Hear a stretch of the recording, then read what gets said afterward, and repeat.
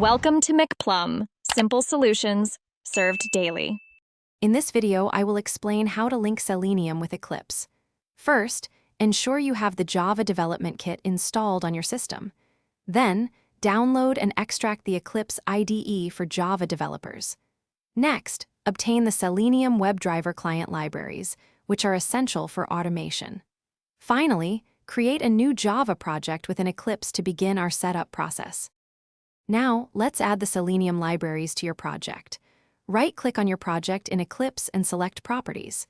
Navigate to Java Build Path and then click on the Libraries tab.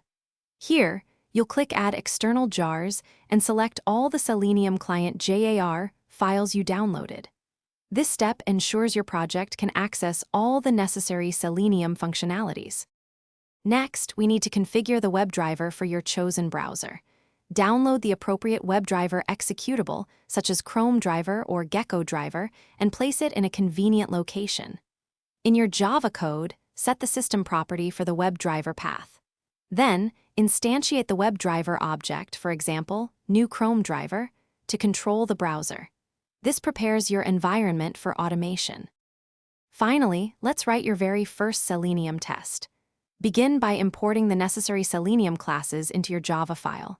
Then, write code to open a browser and navigate to a specific URL. You can locate elements on the page using various Selenium locators, like ID or XPath. Perform an action, such as clicking a button or typing text, to interact with the web page. Thanks for watching. Stay juicy and subscribe.